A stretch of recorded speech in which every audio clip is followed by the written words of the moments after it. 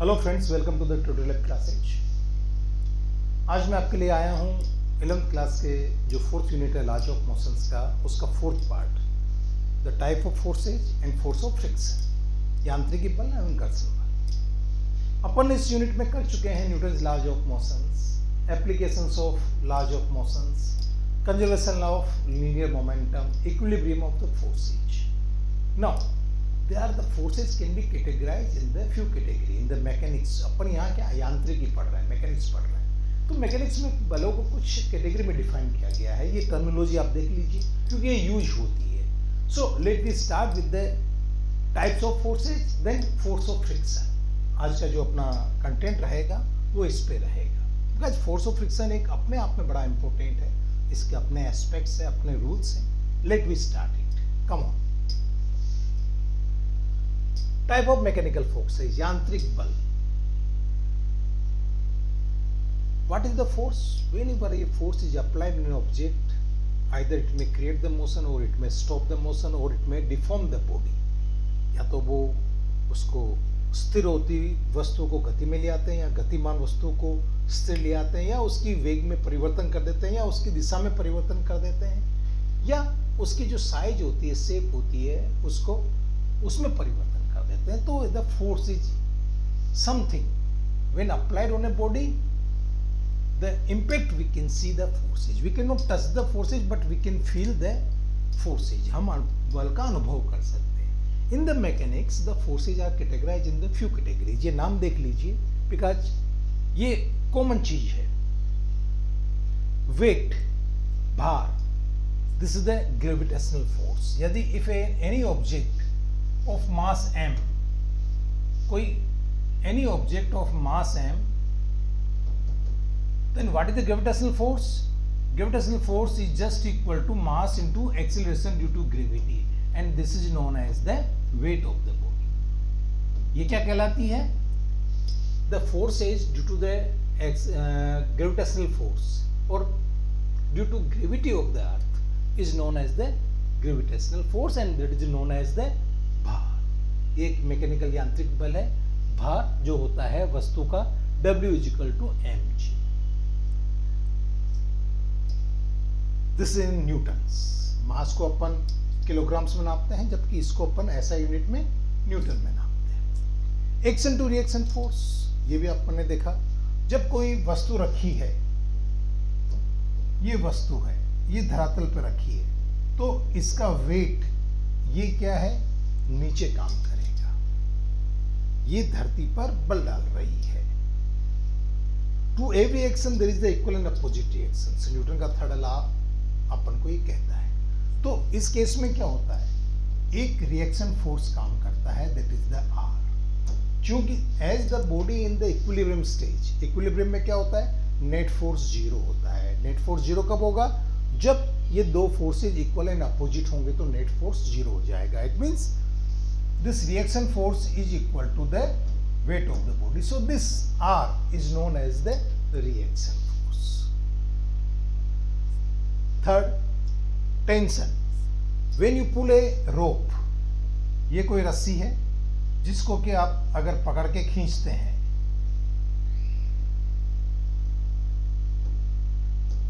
आप इसको पकड़ के खींचते हैं, तो there is the tension is created। आप इसको पकड़ के खींचेंगे तो इसमें टेंशन क्रिएट होगा। This is the applied force और टेंशन। इसके जस्ट इक्वल एंड अपोजिट आपका तनाव उत्पन्न हो जाएगा। This is known as the tension force. This is due to the stretching of a rope और stretching of a rubber. This is known as the tension force. Thrust और प्रघात।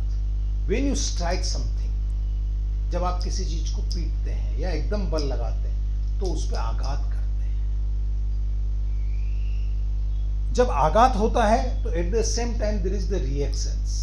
आपने अगर पैर जमीन पे तेज पटका है तो जमीन भी उस समय आपने आघात किया है तो इसके विरुद्ध में प्रघात होता है, जमीन भी आपको ऊपर धक्का देगी। इसीलिए क्या होता है, जब आप किसी से टकराते हैं तो आघात करते हैं, तो प्रघात करते हैं, प्रघात के कारण आपके चोट लगती है। सो थ्रस्ट, ये थ्रस्ट है।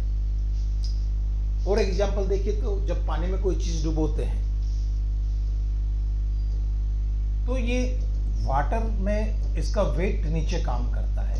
So at the same time the water thrust will be act in the upward direction. ये जो वाटर थ्रस्ट होता है ये अपवर्ड डायरेक्शन होता है, and the thrust is also equal to the whatever the force applied by you, और जो आपने आघात बल किया उसके बराबर प्रघात बल होता है. स्प्रिंग फोर्स, जब किसी स्प्रिंग को आप खींचते हैं तो उसमें एक अपोजिट डायरेक्शन में एक फोर्स डेवलप होता है, वो खींचती है वापस. जैसे ये स्प्रिंग है, आपने इसको खींच दी, इतनी खींच दी तो एक्स डिस्प्लेसमेंट कर दिया स्प्रिंग में, तो एक रेस्टोरिंग फोर्स डेवलप होता है जो कि इसको प्रत्यास्थता बल कहते हैं इसको हिंदी में. वो किसके प्रोपोर्शनल होता है? F is equal to minus x. Displacement के अगेंस्ट में अपोजिट डायरेक्शन माइनस साइन क्या दिखाता है? In the opposite direction of the applied force. और F is equal to minus k x. This is known as the spring force, where the k is the spring constant and x is the displacement in the spring. तो ये different तरह के mechanical forces हैं जो आपको की terminology आनी चाहिए और उनके मतलब आपको आना चाहिए. नेक्स्ट आता है फोर्स ऑफ फ्रिक्शन. एक मैकेनिकल फोर्स होता है फ्रिक्शनल फोर्स और force of friction, which is very important. Let we start the force of friction.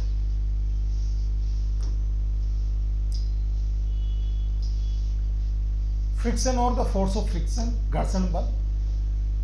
Whenever the two bodies in contact, and if there is a relative motion, it is found that the two bodies always oppose the relative motions between the each other. दो body है जो कि आप आपस में contact में, suppose ये धरातल है आपका और एक बॉडी रख रही है. If you move this body in this direction, आपको गति करती है इस डायरेक्शन में, तो ये देखा गया है कि ये सरफेस, जो ये सरफेस है, ये सरफेस के इसको अपोज करता है. And this opposition, the opposing force is nothing but the force of friction.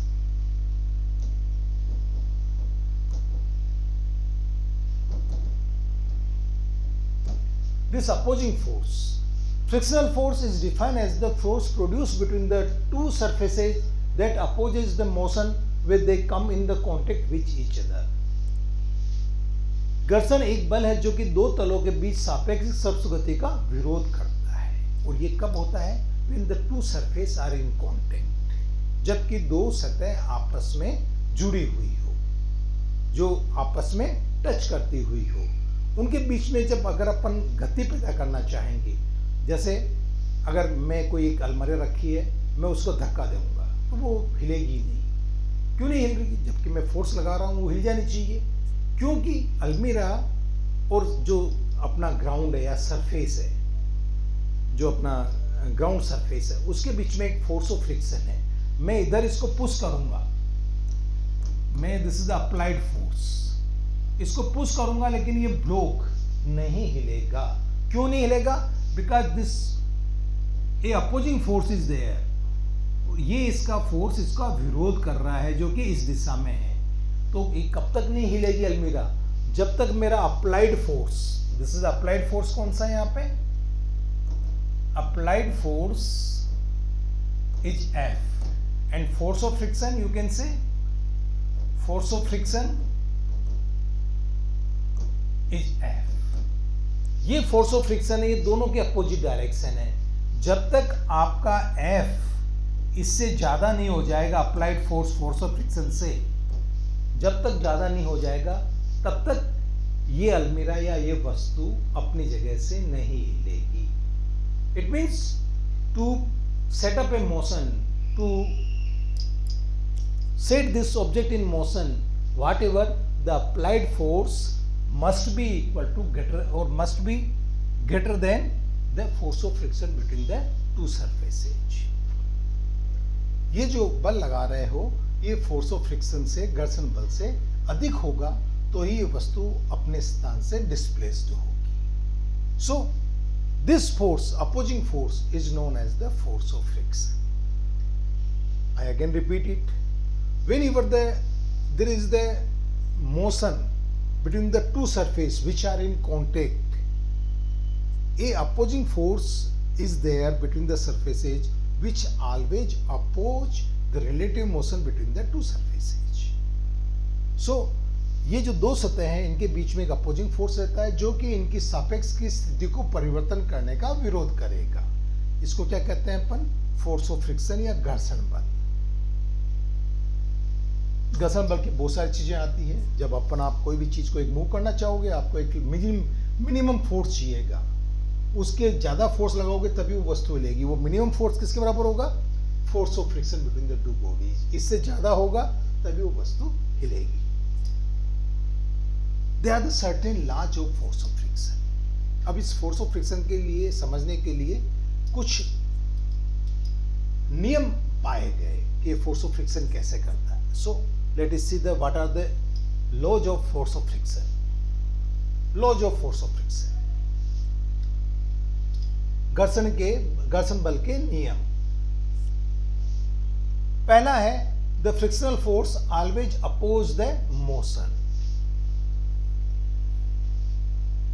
The frictional force always oppose the motion. ये देखिए इंपॉर्टेंट है. अगर आपका ये एक टेबल है, इस पे ये ब्लॉक रखा है, अगर ये ब्लॉक इधर मूव कर रहा है, this is direction of motion, then the force of friction will be act in this direction. ये क्या है? डायरेक्शन ऑफ मोशन.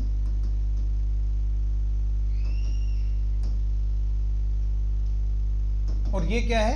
दिस is the force of friction, घर्षण बल की दिशा.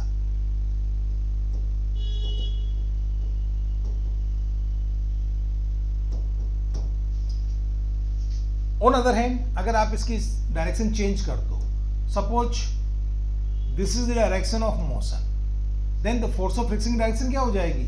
इधर हो जाएगी. If this is direction of मोशन, दिस इज डायरेक्शन ऑफ force of friction.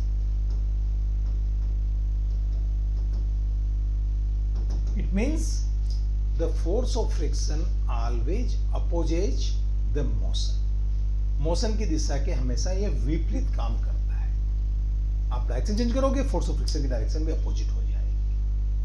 So keep in remember the frictional force, घर्षण बल हमेशा गति का विरोध करता है. The frictional force always oppose the motion between the two bodies. Next second law, ये कहता है the frictional force does not depend upon the area of contact but it depend upon the nature of surface. आपका कोई एक object है या ये एक ब्लॉक है,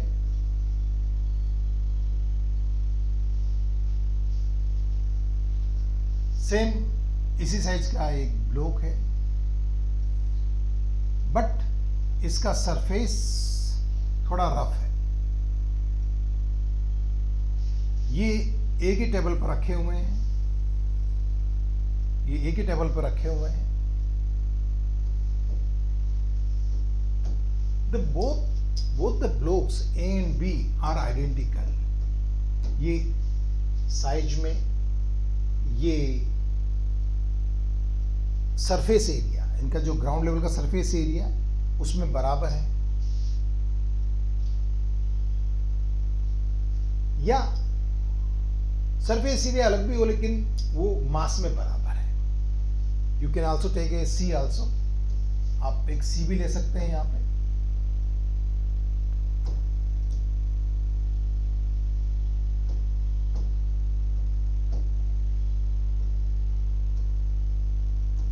ये तीनों का मास सेम है, एम एम एम.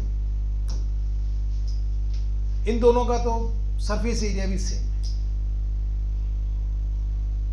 तो इस केस में देखा गया कि द फोर्स ऑफ फ्रिक्शन, अगर ये इधर मूव करता है तो फोर्स ऑफ फ्रिक्शन सर्टेनली इधर काम करेगा. This force of friction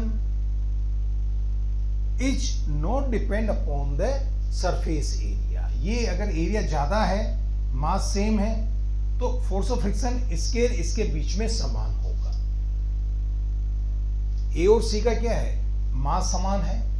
only this is the area is suppose the, इसका आपका एरिया आता है x1, सरफेस एरिया क्या है x1 है और इसका है x2, मास समान है। तो ये देखा गया the force of friction will be the same although the area is different. It means the force of friction is not depend upon the area in contact. ये एरिया x1 एरिया है, ये x2 area है। x1 area is not equal to x2 area, but the force of friction will be the same.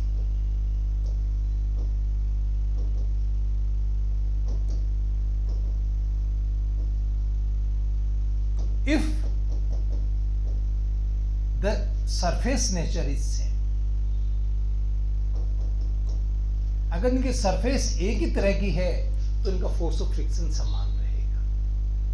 लेकिन अगर ये देखिए यहां पे इसका एरिया भी x1 है, लेकिन the surface is different, the surface nature is different. In the ए और सी दिस हैपेंड कि ये, लेकिन इन द ए और बी यहाँ क्या है, इसका भी सरफेस एरिया x1, इसका भी सरफेस एरिया x1, लेकिन the nature of surface is different. The nature of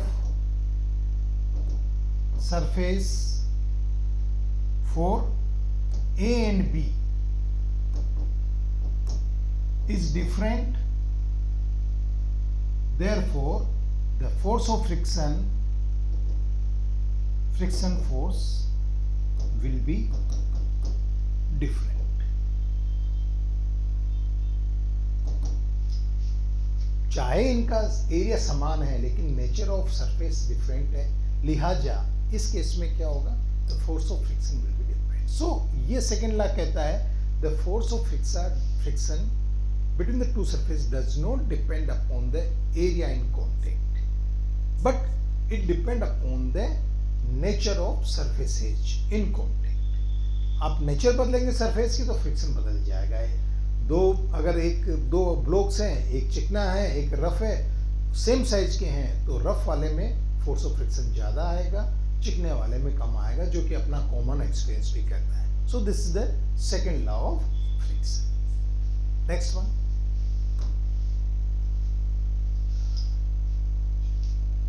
ये कहता है third law, the force of friction is not depending upon the area but it is directly proportional to the normal reaction force. This is the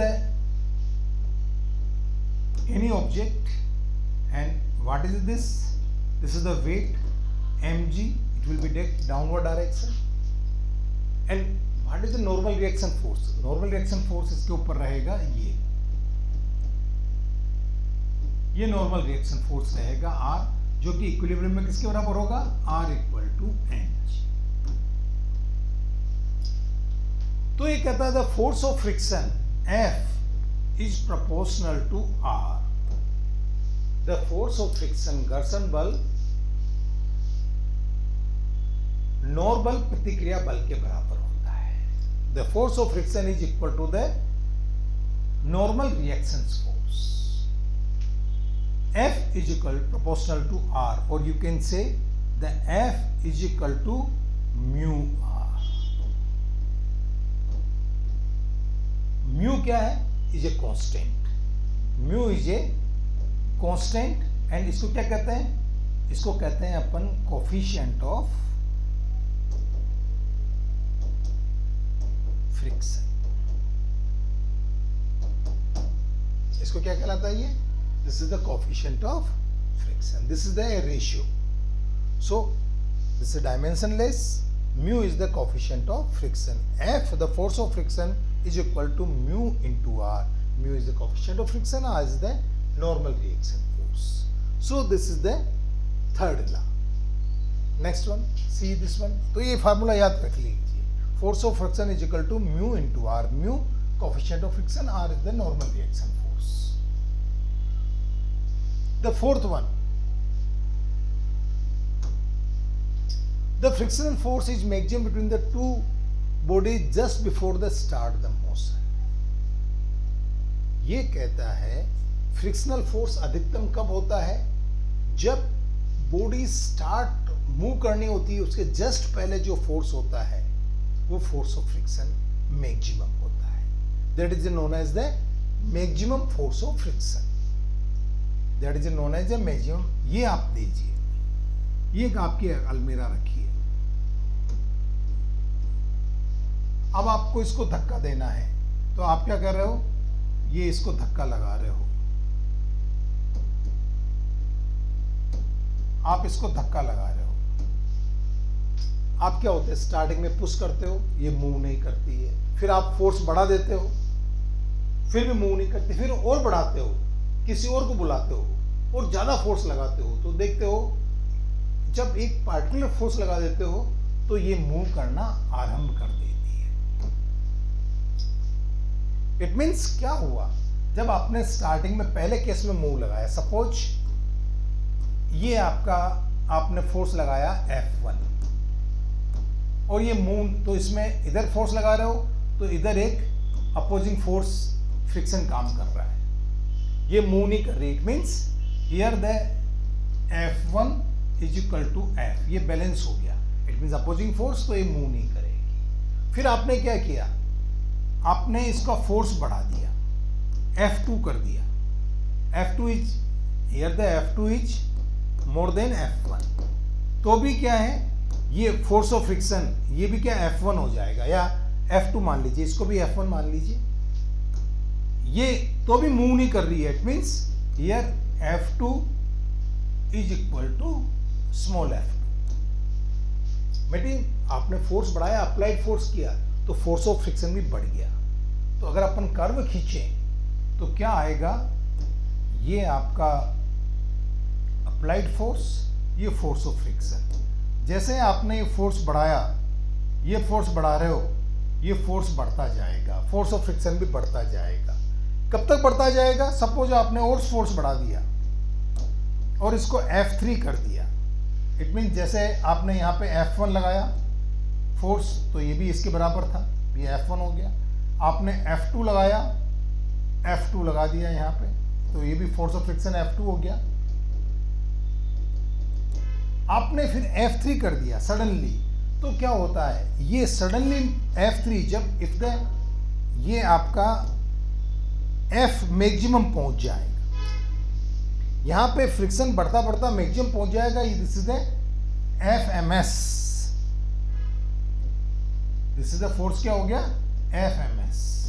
जब आपने applied force, जब आप इससे ज्यादा हो जाएगा तो then suddenly what happen? The body start to move. The body start to move. ये मूव हो जाएगा if F3 is greater than FMS. यदि अप्लाइड बल जो मैक्सिमम फोर्स ऑफ फ्रिक्शन से ज्यादा निकल जाएगा तो ये बॉडी मोशन में आ जाएगा. सो this is the fourth.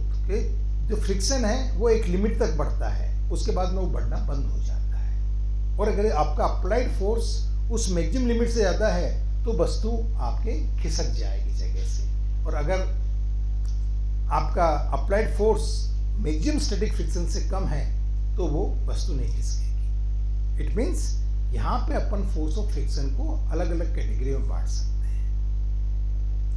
Late us सी. चूंकि इस बिहेवियर से ये लगा कि फोर्स ऑफ फ्रिक्शन बदल रहा है. और एक चीज और है, जब वस्तु एक बार चल जाती है तो अपन ने देखा कि उसको धक्का देना लगातार थोड़ा आसान हो जाता है. एक बार पहली बार उसको खिसकाना बड़ा मुश्किल रहता है, और एक बार चल गई तो फिर वो खिसकती जाती है.